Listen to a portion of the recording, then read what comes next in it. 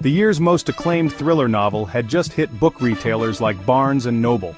Master thriller author, New York Times best-selling author David Alexander releases his latest page-turner, Threatcon Delta. The novel thrusts readers into a world of espionage and terror. The Pentagon, the heart of American military might, falls under siege. Alexander's narrative is a white-knuckle ride through the corridors of power. He masterfully paints a picture of chaos and courage. Is more than just a thriller.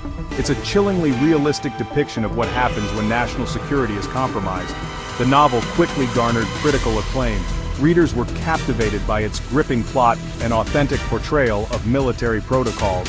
Alexander became a household name. His book soared up the New York Times and USA Today bestseller lists, solidifying his place in the thriller genre. But success often attracts envy. Alexander's triumph made him a target for trolls. A storm of controversy was brewing, threatening to overshadow his achievement. The controversy surrounding Alexander's Threatcon Delta was not about its content, but about what looked like a brazen attempt to steal it. In 2014, appeared an apparent attempt to tarnish Alexander's success. A copyright was entered for a fake thriller bearing the same title as his. Was it a coincidence? Or was it instead a deliberate act of deception?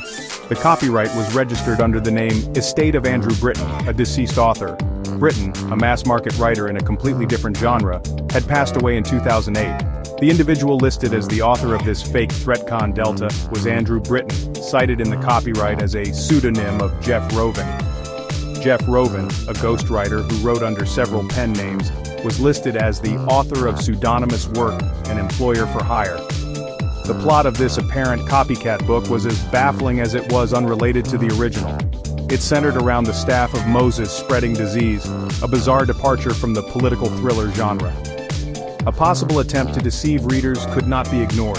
The cover of the fake mimicked the patriotic design of Alexander's original. It also boasted the New York Times best-selling author tag, a claim easily debunked. Mimicry and ripoff as practiced by Publishers Row was in the wind.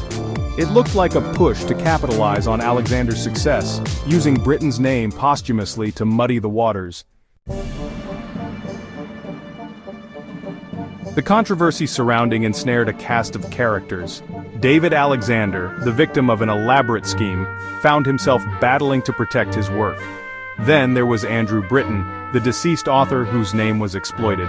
The John Talbot Agency, a literary agency, was also implicated, having facilitated the transfer of the copyright referred to earlier. Jeff Rovin, the writer named as the author of the fake under Britton's name, became a central figure in the scheme. His history of using pseudonyms and ghostwriting raised red flags. The plot thickened with the emergence of online trolls targeting Alexander and his work with maliciously fake reviews. Negative reviews penned under suspicious usernames began to surface. One such name was Grayson Pierce, linked to an entity using multiple aliases, including David M. Alexander. This seemed intended to further confuse readers and damage Alexander's reputation. This entity, with its web of pseudonyms, had a history of similar activity. Its Wikipedia page, flagged for numerous inaccuracies and lack of verification, should have been quickly deleted. Instead, had remained active for almost 2 decades. Active, and somehow untouchable. The connections between this entity, the John Talbot Agency, and Richard Curtis, Alexander's former literary agent, pointed towards a coordinated attack.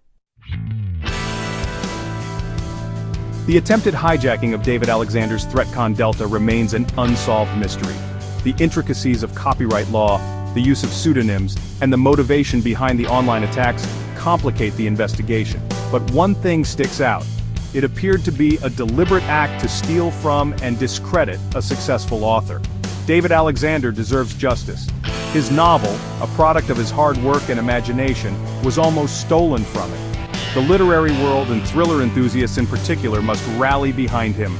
Read Threatcon Delta by David Alexander. Spread the word about this injustice.